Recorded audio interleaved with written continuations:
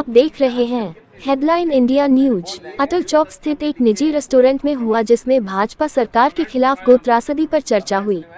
अधिवक्ता सरदार मुकेश सैनी ने भाजपा नेताओं पर गोमाता के प्रति संवेदनहीनता के आरोप के साथ C0D0O0 आकांक्षा राणा पर हुए मुकदमे के बारे में बताया। साथ ही कहा, लोकसभा चुनाव 2024 में हम सभी हिंदू गौभक्त पंडित केशव देव गौतम के साथ हैं और उनकी विजय की कामना करते हैं। अलीगढ़ से संवाददाता प्रीति शर्मा की रिपोर्ट। मुकदमा हुआ, उस मुकदमे के बाद जो आकांक्षा राणा है CDO, हमारे राकेश रामसन बाबूजी इसके दफ्तर में मिलने गए, उन्होंने बदतमीजी करी और ये हमारे पास, हमने उनके खिलाफ मुकदमा डाला, कोर्ट ने उन्हें तलब कर लिया है। ये ऑर्डर हमारे पास है, आकांक्षा राणा के खिलाफ ये ऑर्डर हमारे पास है कोर्ट का, और ये हमने प्रेस विज्ञप्ति की है। इसमें माननीय केशव देव गौतम जी जो हमारे साथ हैं, जो गौरक्षा के लिए हमारे साथ काम कर रहे हैं, तो इसमें हमने आज प्रेस वार्ता इसलिए आयोजित की है कि पंडित केशव देव गौतम जो गौरक्षा के हित में काम करेंगे, शेष कोई राजनीतिक पार्टी गौरक्षा के लिए संकल्पबद्ध नहीं है।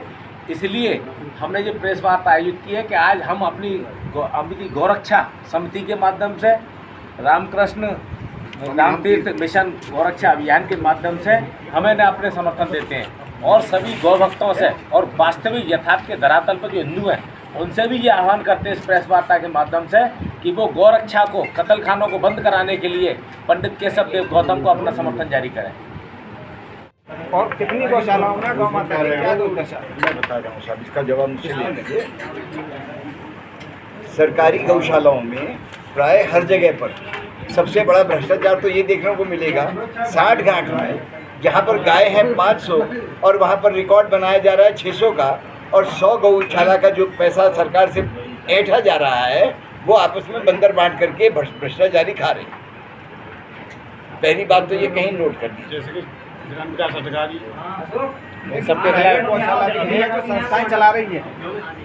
अलीगढ़ में 2 गौशालाएं बनी हुई हैं, नगला मसानी पर है, और नगला मसानी वाली गौशालाओं में किसी प्रकार का सरकारी अनुदान आज तक नहीं मिला है।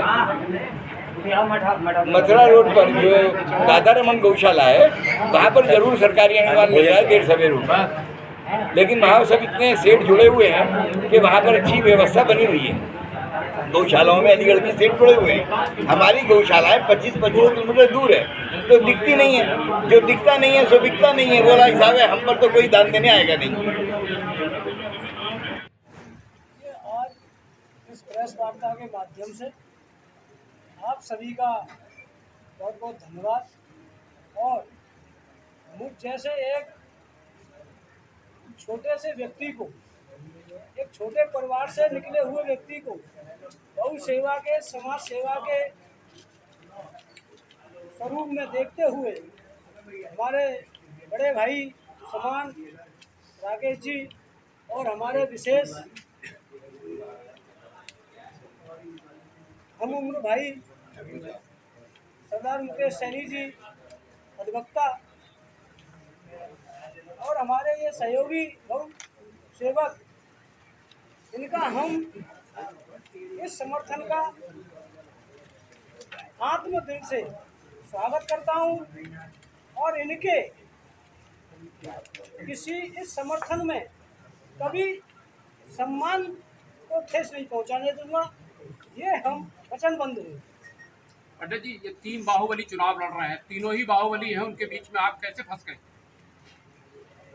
बाहुबली हैं तो बाहुबलियों पर योगी सरकार बुलडोजर चला रही है, तो इन बाहुबलियों पर बुलडोजर चलाएं आपके अनुसार, लेकिन हमारे लिए बाहुबली तो है ही नहीं, ये तो माफिया हैं, भूमाफिया हैं, छिछोरे हैं, महिलाओं को मंच पर अभद्र व्यवहार छेड़ते हैं, और अली बाबा 40 चोर, अली बाबा 40 चोर भ्रष्टाचारियों के दल पार्टी है। कौन सी पार्टी है ये झंडा और डंडा बदलते हैं, मौका फरोशते हैं, दल बदलू हैं, और कुर्ता पहनकर जनता के बीच में हर 5 साल बाद ठगने के लिए आ जाते हैं। पंडित जी, आपका ये कहना है, अभी थोड़ी देर पहले कह रहे थे आप कि मेरा जो चुनाव चिन्ह है वो जूता मिला है, तो आप मेरे जूता चुनाव चिन्ह को बाउंड करा दिया गया है। अब हम अपना चुनाव चिन्ह चप्पल लेने के लिए अप्लाई निर्वाचन आयोग को कर चुका हूं और 8 तारीख को मेरे चुनाव चिन्ह चप्पल मुझे मिल जाएगा। और गौ माता के सम्मान में, गौ रक्षक सेवा के सम्मान में इन भ्रष्टाचारियों में चप्पल चार्ज आम जनता अब के लगाएगी। देखिए, हवाई चप्पलों वालों को आपने सुना था 2020 में कोरोना काल में, उससे पहले ये कहते थे हवाई चप्पल पहन के चलने वालों को हवाई जहाज का सफर कराएंगे। लेकिन कोरोना काल में उस हवाई चप्पल वालों को पैदल भी चलने के लिए बाउंड कर दिया गया था, उन्हें घर से नहीं निकलने दिया गया। ये चंदा चोर, अली बाबा 40 चोर, भ्रष्टाचारियों के दल, कोई भी रोड पर नहीं आया था, किसी ने जनता की आवाज नहीं सुनी थी, किसी ने जनता की पीड़ा को नहीं उठाया। और सुनिए, वर्तमान में भी तहसील स्तर पर एक फर्द निकालने के लिए किसान गरीब मजदूर आता है तो उससे भी अवैध वसूली की जाती है। आपके वारिसनामा को दर्ज कराने की अवैध वसूली की जाती है। लेखपाल, पटवारी, कानूनो खेत से खेत पर रकबा पूरा करने के लिए भी लाखों रुपए भ्रष्टाचार का लेते हैं और उसका हिस्सा इन भ्रष्टाचारी अली बाबा 40 चोर पार्टियों के नेताओं को चंदे के रूप में जाता है। पंडित जी